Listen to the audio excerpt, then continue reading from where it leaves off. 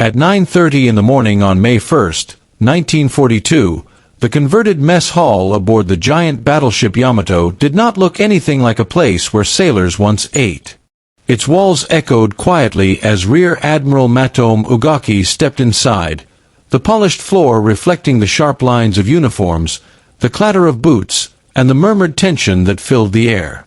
Before him stood a massive game table nearly 40 feet across, a wooden map of the Pacific Ocean. Junior officers moved small wooden blocks across the grid, miniature carriers, cruisers, destroyers, all arranged like pieces in a grand chess match. One by one, 20 senior admirals entered the room, each trailed by staff officers holding thick folders of battle plans. They had all come together for a single purpose: to test the operation that they believed would win the Pacific War for Japan. The target was Midway, a tiny atoll little more than a dot in the endless blue ocean, but a dot that Japan believed could decisively break American naval power forever. It was the plan of Admiral Isoroku Yamamoto, the mastermind of the Pearl Harbor attack. He envisioned luring the American carriers into a trap so overwhelming that the United States would have no choice but to negotiate peace. It was ambitious, hundreds of ships moving across thousands of miles of ocean in perfect synchronization, timing every action with absolute precision. What happened on that game table would shape the real battle that awaited just 1 month later. But unknown to many in the room, the game never had a chance to be fair. Ugaki, as the chief umpire, controlled every dice roll, every outcome, every interpretation of chance. And because he was also Yamamoto's closest advisor, the architect of much of the plan, he wasn't about to let a roll of the dice ruin the operation. Whenever fate suggested disaster, he simply rewrote fate. Japan in May of 1942 was intoxicated, drunk on 6 months of unbelievable victories. The Imperial Navy had swept across the Pacific with a speed that shocked the world. On December 7, 1941, their carriers had crippled the American fleet at Pearl Harbor. 10 hours later they destroyed American air power in the Philippines. In the next days, they sank Britain's pride, the battleship Prince of Wales and battlecruiser Repulse, proving even mighty warships were helpless before Japanese naval air power. Hong Kong fell. Manila fell.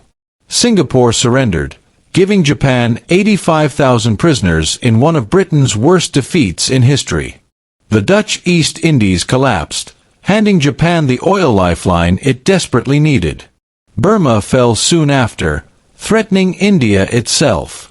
Japan's carrier force, Akagi, Kaga, Soryu, and Hiryu, operated like ghosts across the Pacific, appearing where they wished, striking with devastating force, slipping away untouched. Their Zero fighters dominated every opponent. American and British pilots were stunned by the Zero's agility, range, and ferocity. Victory after victory convinced Japan that they were invincible. In Tokyo, officers spoke casually about dictating peace terms within months. Doubt evaporated. A new illness took hold, victory disease.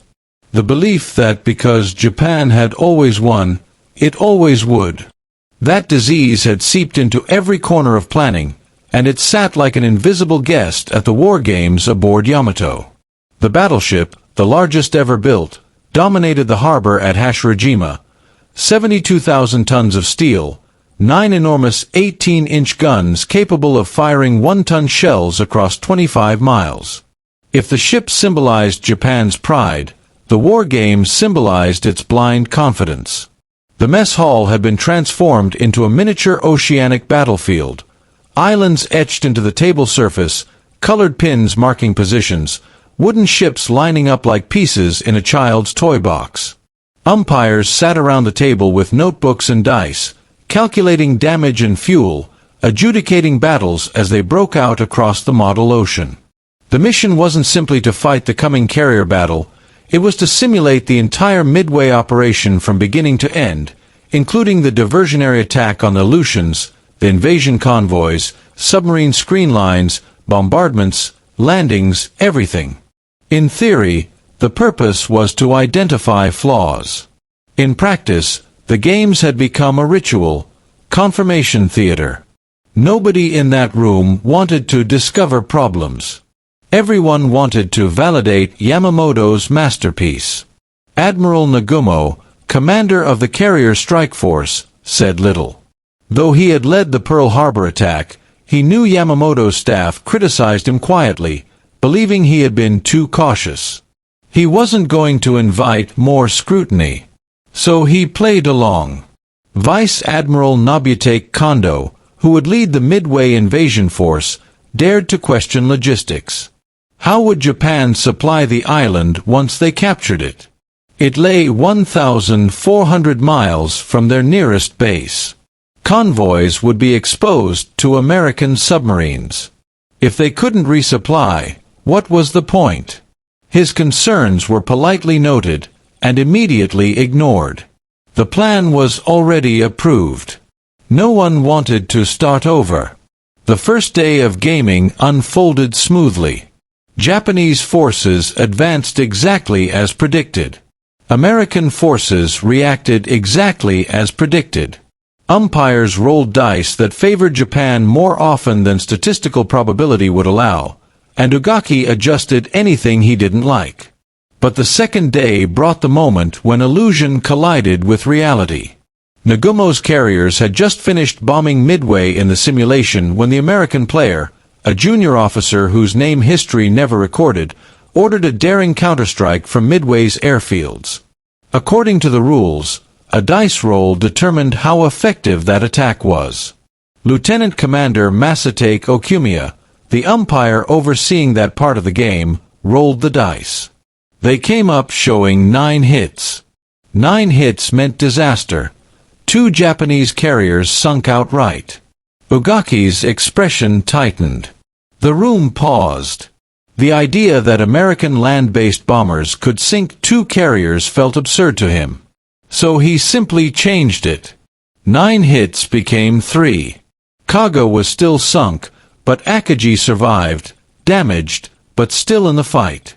The game continued as though nothing had happened. Okumiya, outranked and outmaneuvered, said nothing. Everyone else got the message. But even one sunk carrier proved inconvenient later in the simulation. Hours after Kaga had been declared destroyed, she mysteriously reappeared on the board for the next scenario. No explanation. No justification. The ship had returned simply because losing her had been inconvenient. Time and again, Ugaki bent the laws of probability. Japanese planes always performed better than statistics suggested. American pilots made mistakes they never made historically. Any scenario that exposed Japanese vulnerability was deemed unrealistic. Every path, no matter how twisted, led to the predetermined conclusion: Japan would win. The most dangerous manipulation involved American carrier movements. Yamamoto's plan assumed U.S. carriers would leave Pearl Harbor only after the attack began, too late to interfere on the first day. But the American player in the simulation proposed moving the carriers early, positioning them near Midway before the Japanese arrived. It was bold. It was logical. And it was exactly what Admiral Chester Nimitz would do in real life.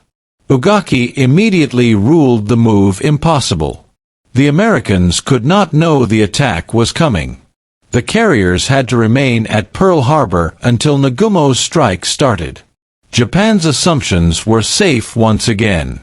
Only Commander Minoru Genda, the brilliant tactician who had planned the Pearl Harbor attack, warned that ignoring the possibility of early American action was reckless.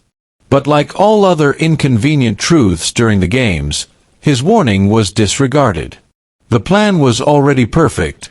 Why imagine anything else? By the end of 4 days aboard Yamato, every senior officer left confident.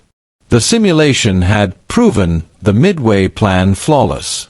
Japan would destroy the American carriers. Japan would win the decisive battle it had been seeking since the war began. Japan would secure its empire. But all of it, The confidence, the certainty, was built on lies. The first lie was that Japanese intelligence was reliable. In reality, by the spring of 1942, American cryptanalysts at Station HYPO had broken large portions of Japan's naval code, JN-25. Commander Joseph Rockefeller's small team in a dark basement at Pearl Harbor had been piecing together Japanese messages for months. They intercepted orders describing an upcoming operation against a location referred to as AF. Rockefeller believed AF was Midway, but Washington doubted him. So he crafted a clever ruse. Midway broadcast an unencrypted message claiming its water purification system had broken and the island was running out of fresh water. 2 days later, Japanese intelligence reported that AF is short on water. The trap was sprung. The Americans knew the target. They knew the timing. They knew Japan's plan. The Japanese, meanwhile, assumed their codes were unbreakable. The war games played under the false assumption that surprise was guaranteed. In reality, surprise had already been lost. The second lie concerned American carrier strength. After the Battle of the Coral Sea earlier that May, Japanese pilots reported that both American carriers, Lexington and Yorktown, had been sunk. Lexington indeed was lost, but Yorktown survived with heavy damage. Japanese planners believed only 2 carriers remained, Enterprise and Hornet. They believed facing 2 American carriers posed no real threat. But at Pearl Harbor, Admiral Nimitz refused to accept that Yorktown was out of the fight. He needed her for Midway. So he ordered a miracle. More than 1,400 shipyard workers swarmed the damaged carrier, working day and night, ignoring safety protocols, patching holes, welding steel, rigging systems, finishing a 3-month repair job in just 72 hours. As Yorktown sailed out again, some workers were literally still aboard, performing repairs as she headed into battle. Japan expected 2 American carriers. They would face 3. The third lie was Japan's assumption about timing. Yamato believed American carriers couldn't possibly reach Midway until the 2nd or 3rd day of battle. But with the code broken, Nimitz positioned his carriers northeast of Midway days in advance at a secret location called Point Luck. On the morning of June 4th, when Nagumo's planes roared off the decks to bomb Midway, the American carriers were already in position, waiting like hunters in the mist. The real battle began at 4:30 a.m. on June 4, 1942. Nagumo launched his first strike on the island, a force of fighters, dive bombers, and torpedo planes. But his reconnaissance was sloppy. Too few scout planes, too broad an area, and 1 critical scout from the cruiser Tone launched 30 minutes late. That half hour would change the course of history. Midway burned under the first attack, but its defenses were not destroyed. The strike leader radioed back that a second strike was needed. Nagumo ordered his reserve aircraft, armed with torpedoes for ship attack, to be rearmed with bombs for land attack. Below deck, chaos erupted as crews swapped weapons, moved aircraft up and down elevators, and handled bombs and torpedoes on crowded hangar decks. Then, at 7:28 a.m., the scout plane from Tone finally reported sighting American ships. The message was vague, no mention of carriers. Nagumo halted the rearming process, then reversed the order again when a follow-up message confirmed American carriers were present. Planes on deck were now half-fueled, half-armed, and dangerously exposed. The war game aboard Yamato had predicted this exact scenario, and Ugaki had dismissed it as impossible. Now it was unfolding in real life. At 9:30 a.m., the first American attacks arrived. Torpedo squadrons from Hornet, Enterprise, and Yorktown launched desperate, low-altitude runs against the Japanese carriers. Their aircraft, the slow, outdated TBD Devastators, were horrifically outmatched. Japanese Zero fighters, faster and more maneuverable, tore them apart. Squadron after squadron was annihilated. Of 41 torpedo bombers, 35 were shot down. Not a single torpedo struck a target. But their sacrifice was not meaningless. Their attacks drew the Japanese combat air patrol down to sea level and scattered them across miles of sky, leaving the carriers exposed above. At 10 a.m., high above the chaos, dive bombers from Enterprise and Yorktown found their targets. Lieutenant Commander Wade McCluskey, low on fuel and seconds from turning back, spotted a lone Japanese destroyer racing to rejoin the main fleet. He followed its wake straight to Nagumo's carriers. At 10:22 a.m., the sky opened. 37 SBD Dauntless dive bombers from Enterprise plunged in near-vertical dives toward Akagi and Kaga. Minutes later, 17 more from Yorktown dove onto Soryu. Japanese lookouts saw them only when bombs were already falling. In 5 minutes, the most decisive 5 minutes in naval history, 3 Japanese carriers were transformed into burning wrecks. Bombs tore through flight decks, ignited fuel lines, detonated torpedoes and bombs stacked densely below deck. Firestorms raged uncontrollably. Explosions tore through hangars. Hundreds of men died where they stood. Kaga, Akagi, and Soryu were doomed, just as the War Games dice had once predicted, just as Ogaki had refused to believe. Only Hiryu survived the initial catastrophe. She struck back fiercely, hitting Yorktown with bombs, then torpedoes. But American dive bombers found Hiryu that afternoon and left her blazing. She sank the next morning, her admiral choosing to go down with her. 4 Japanese carriers, those that had attacked Pearl Harbor, were gone. 3,000 sailors and irreplaceable veteran pilots were lost. The United States lost Yorktown and the destroyer Hammond, just over 300 men. In one day, the momentum of the Pacific War reversed completely. Japan had gambled everything on one decisive battle, and everything had been shattered. The war games aboard Yamato had predicted disaster, but only for a moment, before Ogaki erased it with a decision and a smile. Reality was not so easily rewritten. The Pacific Ocean had rolled the dice one final time, and this time, the dice stayed exactly where they landed.